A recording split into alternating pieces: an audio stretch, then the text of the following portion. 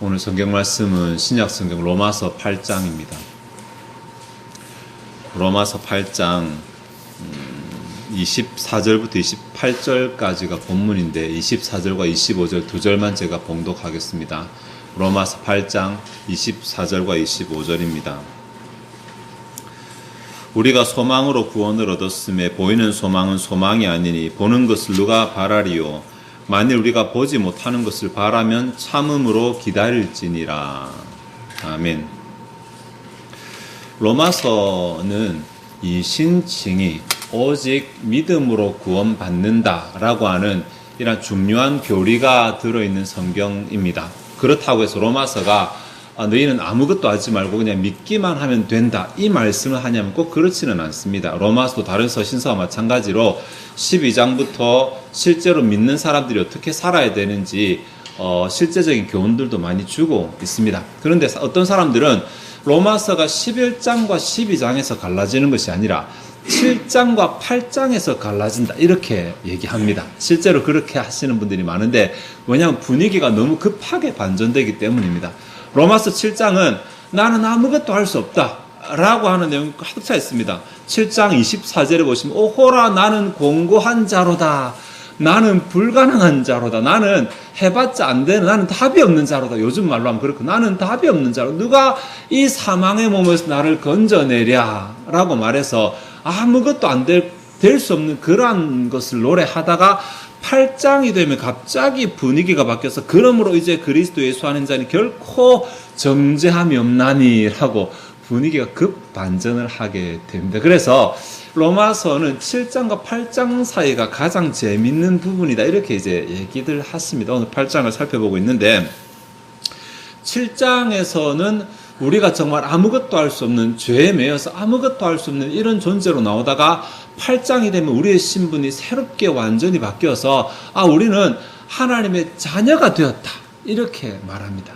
자녀가 되었다고 15절 보시면 너희는 다시 무서워하는 종의 영을 받지 아니하고 양자의 영을 받았으므로 우리가 아빠 아버지라 부르짖느니라 라고 이렇게 말하죠.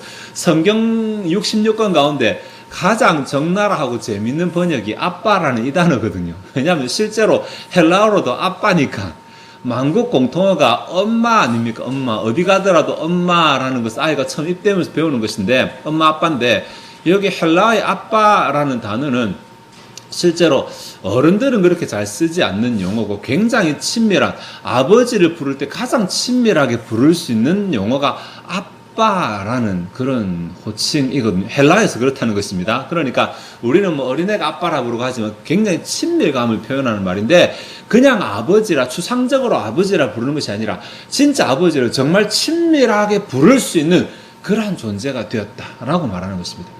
그런데 문제는 우리가 절대 아무것도 할 수 없는 이런 단계에서 하나님의 자녀가 되고 천국 백성이 되고 이렇게 복음의 사람이 되었는데도 불구하고 우리의 삶 가운데서 그럼 어려움이 다 사라졌는가? 그게 아니라는 거죠.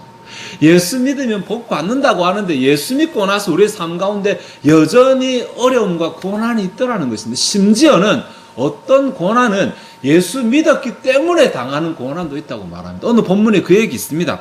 17절 보시면 자녀이면 또한 상속자 곧 하나님의 상속자요 그리스도와 함께한 상속자니 우리가 그와 함께 영광을 받기 위하여 고난도 함께 받아야 할 것이니라. 그러니까 예수 믿으면 좀 고난 좀 덜하고 좀 삶이 펴지고 나아지고 복받고 이런 거 생각했는데 예수를 믿어도 고난이 있으며 때로는 예수를 믿기 때문에 당하는 고난도 있다고 말하니까 우리 헷갈리잖아요. 그럼 예수를 왜 믿어야 되지?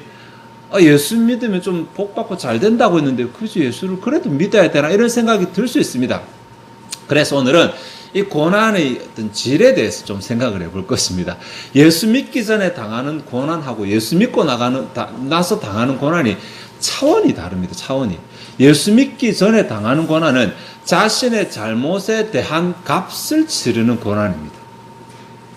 하나님께 세상의 주인과 심판자 되시기 때문에 하나님께 세상 모든 사람한테 공평하시고 그래서 예수 믿기 전에 당하는 고난은 자신의 잘못에 대한 죄값을 치르는 고난이고 다음에 그가 하나님을 믿지 못하도록 막는 사단에 대한 고난이고 이렇습니다. 근데 예수 믿고 나서 고난은 하나님의 자녀다운 삶을 살도록 만드시기 위한 연단입니다. 그러니까 하나는 진짜 우리를 죽이기 위한 고난이고 하나는 우리의 가치를 높이기 위한 고난이라는 것입니다. 네. 우리는 나가서 일하면 월급을 받잖아요. 직장에 나가서 돈을 받잖아요. 그죠? 근데 지금은 좀 나았지만 예전에 북한 같은 경우는 나가서 일을 한다고 해서 뭐가 대가가 주어지진 않았습니다. 그냥 일을 해야만 하는 것이지 대가가 주어지지 않았습니다. 우리는 상상이 안 되죠. 그죠? 그래서 사람들이 나가서 일하냐고 일 안 합니다. 당연히. 그러니까 능률이 떨어지는 것입니다. 이것이 공산사회의 가장 큰 맹점 중에 하나거든요. 대가가 주어진다라는 것입니다. 그러니까 우리는 왜 그것을 해야 하는지 아는 것을 하고 그들은 왜 그것을 해야 하는지 모르고 하는 것입니다. 마찬가지입니다. 7장에 오호라 나는 공고한 자로다. 이 공고함은 이렇게 살아봤자 아무런 답이 없는 고난이고 8장에 나오는 이 고난은 우리가 그렇게 살았을 때 영광으로 나타나는 고난입니다. 이유가 있는 고난입니다. 이것을 과정의 고난이라고 부르거든요. 이거 신자의 고난의 가장 큰 특징입니다. 신자는 고난이 과정입니다. 불신자는 고난이 과정이며 결과지만 신자는 과정은 고난이고 결과는 영광이라는 패턴을 가지고 있습니다. 이것이 신자의 고난이고 신자의 특권이기도 합니다. 오늘 본문이 그 이야기라거든요. 18절에 보시면 생각하건대 현재의 고난은 장차 우리에게 나타날 영광과 비교할 수 없도다. 그러니까 지금 우리가 고난이 힘들고 어려우면 어려울수록 결과는 이것과 비교할 수 없을 정도로 크다고 하니까 신자가 고난에 대해서 좀 다시 한번 생각해 볼 만하잖아요. 무조건 피할 만한 것은 아니라고 생각해 볼 만하잖아요. 하나님께서는 신자가 잘 되기 원하십니다. 복 주기를 원하십니다. 하지만 그 복을 주시는 과정 가운데 신자의 삶에 고난이라는 게 있을 수 있거든요. 여기서 신자가 착각해서 아니 어떻게 내 발에 진흙 흙탕물 한 방울도 안 튀기면서 이 길을 건너가기를 바라는 이러한 신자가 있다면 생각 잘못하신 것입니다. 예. 그곳에 가기 위해서 가나안 땅에 들어가기 위해서는 미디안이라고 하는 혹은 광야길도 지나가야 된다라는 것을 신자는 알고 있어야 됩니다. 그러니까 신자가 고난을 만나게 되면 어떻게 이 고난을 지혜롭게 지나며 하나님께서 원하시는 그 영광을 누리게 될 것인가 라는 것을 생각을 해야 되죠. 오늘 본문이 그 이야기를 합니다. 네. 내가 예수 믿고 하나님의 자녀가 되고 하나님의 백성이 되어서 다 끝났는 줄 알았는데 끝난 것이 아니라 하나님의 백성이 이 세상을 살아가는 과정 가운데 하나님께서 더 큰 것을 주시기 위해서 내게 때로는 사망의 음침한 골짜기도 지나가게 할 때가 있는데 어떻게 신자가 이 사망의 음침한 골짜기를 지나갈 것인가 라는 것이죠. 24절과 25절이 핵심 내용인데 자, 우리가 무엇을 해야 되는지 짧게 한번 생각해 보도록 하시겠습니다. 25절 마지막에 보면은 참음으로 기다릴지니라 라고 하는 내용이 나올 것입니다. 이것이 이제 24절, 25절 핵심인데 참음으로 기다릴지니라. 번역이 참 적당하기도 하고 좀 어떻게 보면 잘못된 번역이기도 한데 참음으로 기다릴지니라. 일단 기다리라는 말이죠. 그러니까 주님께서 영광을 주실 때까지 신자가 뭔가 기다려야 된다는 말인데 기다린다라는 이 단어가 막연하게 시간을 보낸다는 것은 아닙니다. 조금 역동적인 단어입니다. 이 단어를 헬라어로 보면 3개나 되는 단어가 합성이 돼서 만들어진 단어예요. 우선은 무엇을 향하여 이렇게 바라보고 있다는 말, 하나님을 향하여라는 것이 바라보고 있다는 것이고 그 다음에 누구에게로부터 라고 하는 전치사가 또 하나 있고 받는다라는 동사가 있습니다. 예, 3개가 합쳐져서 하나의 뜻을 이루고 있는데 풀면에 있습니다. 내가 누군가를 바라보고 있는데 누구를 바라보고 있냐면 그에게서 내 응답이 나오는 분을 바라보는 것입니다. 예. 그냥 쉽게 하나님 바라본다고 하는데 왜 이렇게 어렵게 했냐? 그만큼 뜻을 생각하라는 거죠, 이거. 이렇게 어려운 단어를 조합해서 만들었다는 것은 의미를 생각하라는 것인데 하나님께로부터 내 응답이 나온다는 사실, 그러니까 내게 응답을 주시는 그 하나님을 바라보는 것이 기다린다라는 뜻입니다. 막연하게 시간을 기다리는 것이 아니라 언제를 기다리는 것이 아니라 무엇을 기다리는 것이 아니라 누구를 기다리는 누구를 내게 응답 주시는 그분을 향해 내가 바라보는 것이니까. 그런데 여기 참음으로라는 이 단어도 참 재밌는 단어인데 우리는 그냥 막 버틴다라고 생각하지만 그것이 아니라 견고하게 한다는 견고, 더 견고하게, 그러니까 더 견고하게 해서 버티는 것입니다. 어떨 때 쓰냐면 비가 오잖아요. 비가 오면 강물이 불어납니다. 그러면 강물 곁에 사는 사람들이 걱정이 되잖아요. 이 물이 불어나면 우리 집을 침범할 수 있으니까 이 사람들이 뭘 하냐면 뚝을 막 보강합니다. 비가 와도 막 보강합니다. 그죠? 막 자루에다가 흙을 담아가지고 막 쌓기도 하고 가끔 그런 거 보지 않으십니까? 예, 그러니까 뚝을 더 견고하게 해서 강물을 버티는 것. 뚝을 더 견고하게 만들어서 비 오는 이 시기를 버티는 것. 이런 의미에서 인내하다라, 참는다라는 뜻이기 때문에 그냥 막연하게 버티는 것이 아니라 더 강하게 하는 것입니다.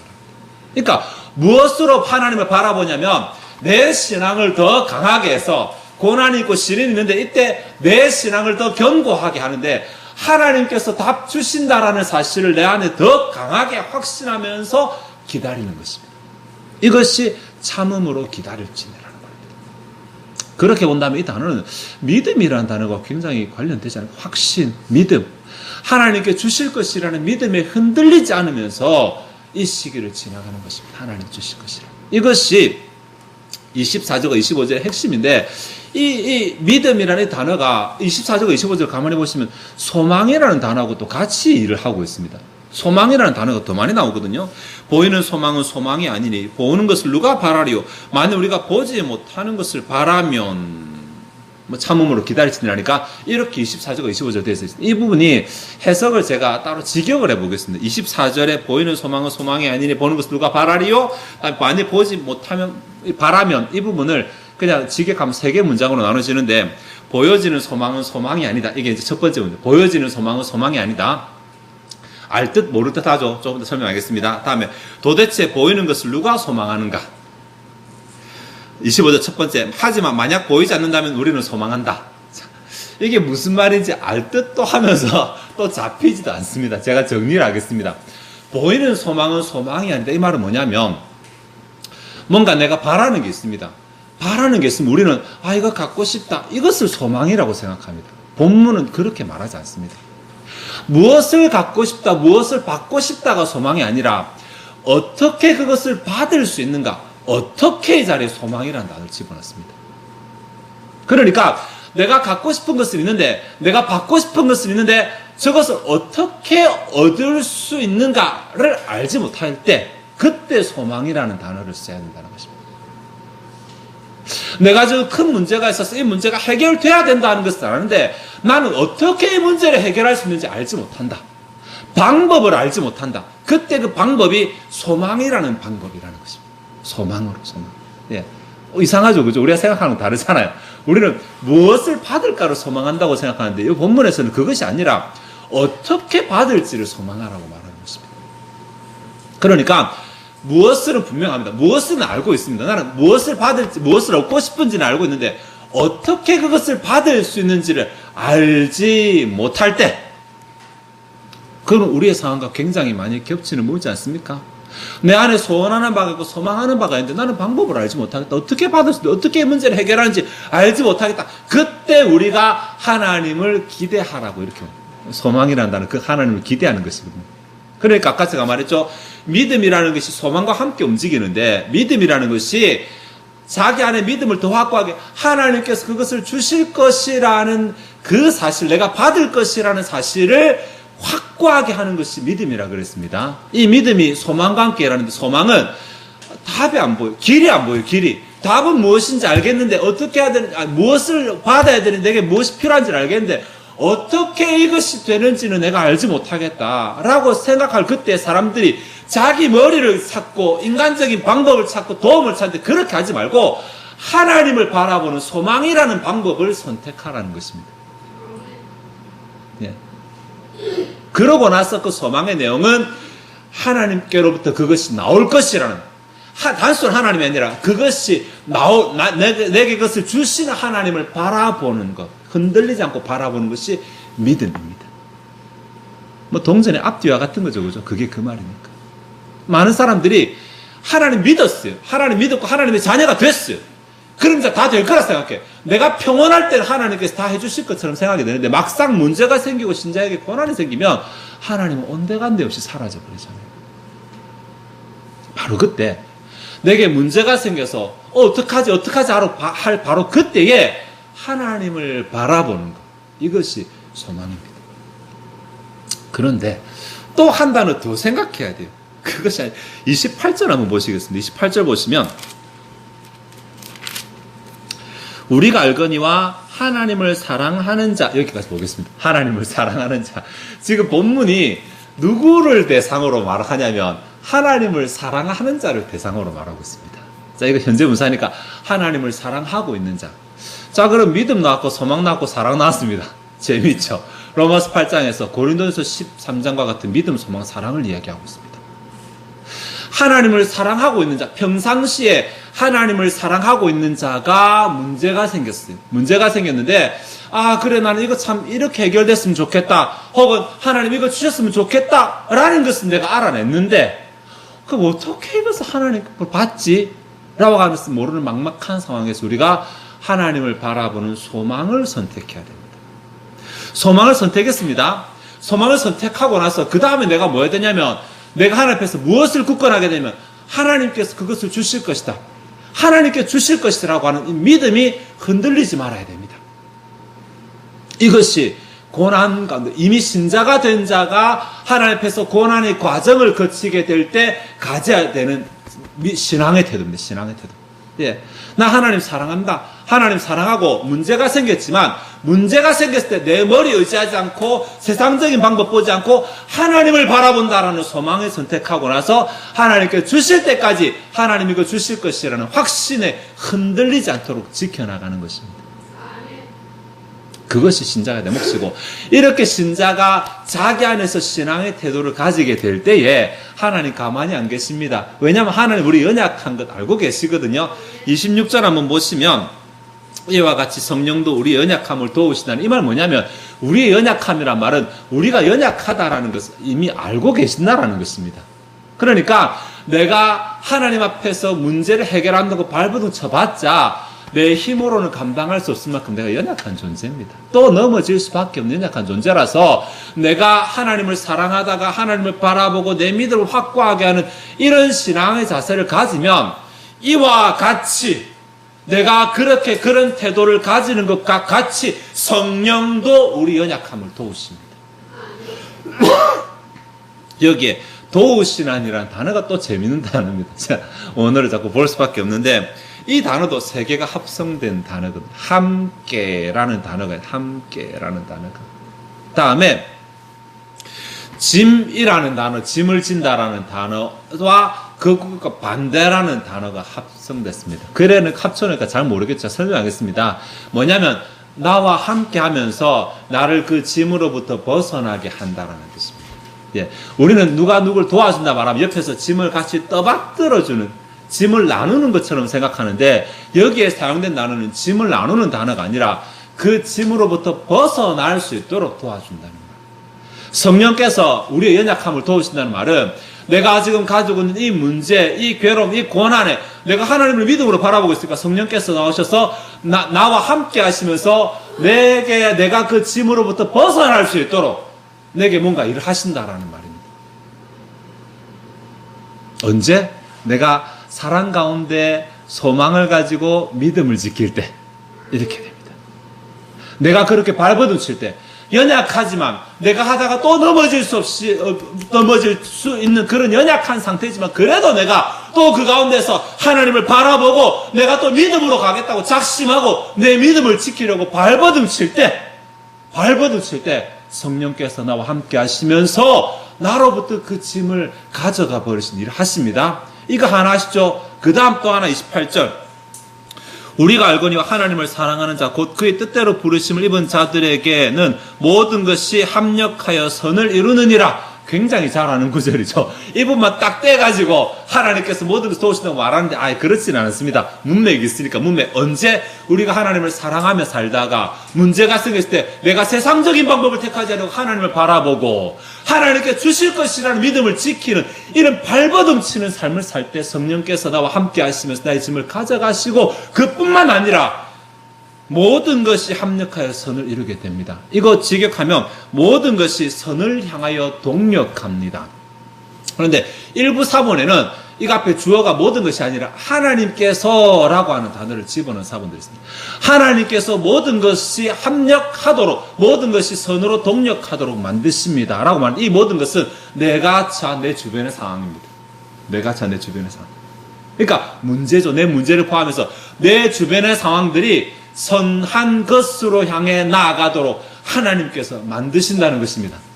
성령께서 내게 오셔서 나를 도와주시고 하나님께서 내 주변의 상황을 바꾸셔서 선한 곳으로 나아가도록 만드십니다. 언제? 그 열쇠가 뭐냐면 24절과 25절이었습니다. 내가 참음으로 기다렸지니라. 하나님께서 내게 주실 것이라고 믿는 그 마음을 놓치지 않고 나가는 거예요. 놓치지 않고. 그것 때문에 발버둥 치는 거예요. 내 문제 해결하려고 내가 발버둥 그것만 하지 마시고 저 앞에서 기도하면 주여 내가 믿음이 없습니다. 믿음 주시옵소서. 내 믿음을 잃지 않도록 도와주시옵소서. 이렇게 하나님께 기도하고 발버둥 치고 내가 그 믿음을 지킬 수 있도록. 왜? 그 답이 주님께로부터 나오니까. 나는 하나님께서 하나님을 바라보고 이 문제를 해결해 주시기를 소망하고 있으니까. 그 하나님은 어떤 하나님이냐면 내가 평상시에 사랑하는 하나님이시니까. 정리를 좀 하도록 하겠습니다. 자, 정리하면 7장에 나오는 이 고난은 사실 답이 없는 고난. 우리는 어찌할 수 없는, 답 없는 고난인데 8장에 예수 그리스도 안에서 성령께서 우리 죄와 사망의 법을 해박하신 이 상태, 신자로 하나님의 자녀의 상태로 살아갈 때 이 고난은 답이 있는 고난입니다. 문제를 풀 수 있는 방법도 있고 결과도 있는 고난입니다. 장차 우리에게 올 영광과 비교할 수 없을 정도. 지금 고난한다 비교할 수 없는 영광의 결론이 있는 고난입니다. 그러니 무조건 고난 주지 마세요 라고 할 것이 아니라 하나님 제가 이것을 이겨내고 영광을 누릴 수 있게 해주세요 라고 바뀌어야 됩니다. 어떻게 이길 수 있습니까? 그냥 무턱대고 내 힘으로는 절대로 안 됩니다. 우리는 연약하기 때문에. 내가 발버둥 쳐야 되는데 그냥 가만히 앉아서 성령께서 도와주시겠지, 합력할 선을이겠지, 이것도 아닙니다. 그것도 아니고 나는 내 나름대로 언약의 자리에서 뭔가를 해야 합니다. 뭘 해야 하냐면 평상시 내가 하나님을 사랑하는 신앙을 가져야 되고 문제가 생겼을 때 이 문제 내가 하나님을 바라보겠다라고 소망의 결단을 해야 되고 그리고 나서 내 믿음이 떨어지지 않도록 내 믿음이 약하지 않도록 내 믿음을 지키는 노력을 해야 됩니다. 이렇게 할 때 성령께서는 나와 함께 하시며 나를 그 짐으로부터 벗어나게 하시겠다고 약속하시고 하나님께서는 내 주변의 모든 상황들이 내가 손을 대지 않아도 내 주변의 상황들이 알아서 선하게 바뀌도록 만드십니다. 아가도스라는 단어인데 선하다는 단어가 이것이 구약에서는 토브, 완벽해진다, 완성하다 라는 단어가 신약 헬라어로 번역된 단어거든요. 이 말 뭐냐면 내 일이 해결되는 것이고 그 상황이 완전해지게 되는 것입니다. 하나님께서 하십니다. 결국 하나님께서 하십니다. 오늘 오전에 찬양할 때 보니까 주님의 손을 꼭 잡고 가소서라고 하고 하나님께서 하신다고 말하는데 정말 그런 일이 일어납니다. 그런 일이. 언제냐면 내가 하나님 앞에서 신앙적인 발버둥을 보여드릴 때 하나님 사랑하면서 하나님께서 답이시라고 소망을 고백하면서 하나님께 주실 것이라는 내 믿음을 잃지 않으려고 노력하는 이 발버둥 그 가운데 하나님께서 일하십니다. 그러니 하나님의 자녀임네 하고 가만히 있지 마시고 하나님께서 실제로 주시는 그 영광의 결과를 누리기 위해서 주 앞에서 신앙으로 발버둥 치는 사랑과 소망과 믿음을 지키기로 발버둥 치는 저와 여러분 되시기를 바라고 그래서 우리 삶 가운데 있는 고난이 정말 과정의 고난이라는 것을 또 한 번 우리의 삶으로 증명해내는 저와 여러분 되시기를 바랍니다. 기도하시겠습니다. 하나님, 예수 믿고 복 받는다고 말했는데 예수 믿고 나서 하나님께서 그 복을 주시기 위해서 때로 우리의 삶 가운데 과정의 고난들을 허락하십니다. 이 가운데 우리가 넘어지지 말게 하시고 그 가운데서 우리가 반드시 하나님 주신 결말을 누리기 위하여 하나님께서 원하시는 합당한 신앙의 자세를 가지게 하여 주시옵소서. 또 가지기 위해서 노력하고 발버둥 치게 하옵소서. 평상시 하나님을 사랑하는 마음을 가지고 살아가다가 주께서 과정의 고난 허락하셨을 때 이것이 주님의 손안에 있는 줄을 믿고 인정하고 하나님을 바라보게 하시고 주를 찾게 하시고 기도하고자 하는 소망의 마음을 갖게 하옵소서. 절망하지도 말게 하시고 하나님 원망하지도 말게 하시고 무언가 하나님의 뜻이 있겠지라고 하나님을 인정하며 하나님을 바라보게 하시고 또 하나님께 기도하면서 다른 것이 아니라 우리의 마음 가운데 하나님께로부터 답이 나올 것이라는 하나님께서 주실 것이라는 그 믿음을 확고하게 더 다지는 그러한 시간들 되게 하셔서 정말 하나님께서 그 믿음대로 주시는 것을 누리게 하여 주시옵소서. 하나님 살아계시고 지금도 성경 말씀대로 약속대로 일하시는 분인 줄 압니다. 오늘 로마서 8장을 통해 우리에게 약속하셨습니다. 우리가 그렇게 할 때 성령께서 우리에게 오셔서 함께 하시며 우리를 짐에서부터 벗어나게 하실 뿐만 아니라 우리 주변의 상황들이 하나님께서 원하시는 아름다운 모습으로 응답으로 점점 더 모여지게 하실 것이라고 약속해 주셨사오니 우리가 그 약속을 누리기 위하여 우리의 신앙의 태도를 점검하게 하시고 우리의 믿음이 떨어지지 않도록 붙잡고 나아가기 위해서 발버둥치는 주의 백성들이 되게 하여 주시옵소서.